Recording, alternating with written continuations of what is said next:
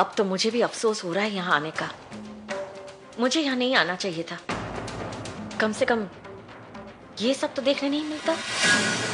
ये सब? आप कहना क्या चाहती हैं? ताकि आप गलत समझ रहे। ये वैशु के पैर में चोट थी, मैं बस। पाँव में चोट आई थी, हाथ में तो नहीं। लेकिन नहीं, इससे तो तुमसे सेवा करवाने का शौक है। और भी पता नहीं क्या क्या। छी, शक्ल से शरीफ दिखती हो लेकिन घटिया इंसान हो। प्लीज माँ, ये सब क्या कह रही हैं? गलत कह रही हूँ, झूठ कह रही हूँ, यही कहना चाहती हो ना तुम? ये है सबूत। इसने एक बार नहीं, कई बार एक साथ रंग रलिया मनाते देखा है। सारे चाल वालों ने पूछा था ना कि ये तुम्हारे घर आकर क्यों रह रही है, अपने ससुराल में क्यों नहीं रह रही है, तुम दोनों का क्या रिश्ता है? तब तो तुमने कोई जवाब नहीं दिया। अरे तुम्हारी चुप्पी ने सबको सच्चाई बता दी कि तुम दोनों का क्या रिश्ता है। एक मिनट, आप वजह जानना चाहती है ना, तो मैं आपको बताती हूँ। वो मेरी बहन होने की हैसियत से यहाँ रुकी और उसका यहाँ रुकना मेरी मर्जी है। अर्चना, तुम? हाँ, और मुझे नहीं लगता कि वैशु का यहाँ रुकना कुछ गलत है। आज आखिरी कोशिश करूंगा वैशाली को मनाने की। अगर मानती है तो ठीक है, वरना किसी न किसी फैसले पर तो आना ही होगा। तुम्हें बताओ अर्चना, कोई भी शादीशुदा लड़की शादी के बाद अपने पति का घर छोड़कर किसी और के दरवाजे पर पड़ी रहती है क्या? कौन से पति का? कैसा? किस पति की बात कर रही है आपा? इस वक्त यहाँ से निकल जाने में ही अक्लमंदी है।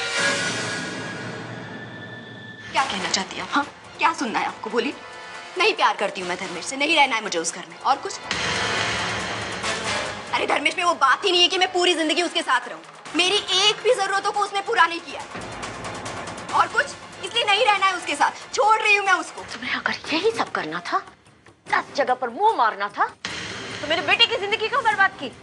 क्यों की उससे शादी? क्या पूरी दुनिया में मेरा बेटा ही मिला था तुम्हें बर्बाद करने के लिए? अरे क्या बिगाड़ा था उसने तुम्हारा? क्या बिगाड़ा था? क्या बिगाड़ा था उसने? अरे अगर मैं हिसाब मांगने जाऊंगी ना आपसे, तो आपकी पूरी जिंदगी खत्म हो जाएगी। आपको जो समझना है ना, आप समझ सकती हैं। मुझे उनसे कोई फर्क नहीं पड़ता है, क्योंकि मैं जानती हूँ मैं सही हूँ, मैं गलत नहीं। मुझे आपको किसी भी बात की सफाई नहीं देनी। मैं जा रही हूँ यहाँ से। कहाँ जा रही है? मेरे सवाल का जवाब दिए बिना तू कहीं नहीं जा सकती। नहीं देना है मुझे जवाब। तेरी उम्र की औरतें बहू पे पूरा घर छोड़कर आराम करती है और उनसे सेवा करवाती है, और तू एक बदनसीब औरत है कि सोने जैसी बहू मिलने के बाद भी तू अपनी राम कथाएं पीसती जा रही है। हो गया सुना के? डरो मत, मैं तुमको बर्बाद करने वाली नहीं हूँ, समझा ना? मेरा भेजा मत चाटो, खाओ चुपचाप। मुझे नहीं खाना ऐसा गया गुजरा खाना। खाना नहीं है ना तो जाओ, मेरा दिमाग मत खाओ।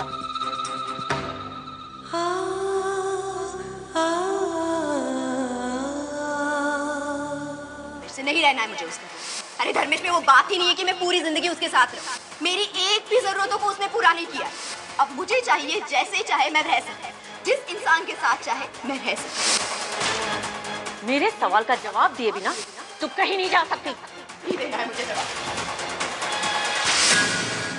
उसकी इतनी हिम्मत कि मुझसे इस तरह से बात करे। मेरा हाथ झटक के ऐसे कैसे जा सकती वो? मैं उसे छोड़ूंगी नहीं। मैं अपने इस अपमान का बदला लेकर ही रहूंगी। मुझे आप पर पूरा विश्वास है और आपके लिए इतना काफी है। चलिए छोड़िए, इतना मत सोचिए इन सारी बातों के बारे में। लेकिन वैशु तो हमारी अपनी, उसके बारे में तो सोचना होगा। पता नहीं कहाँ गई हो क्या।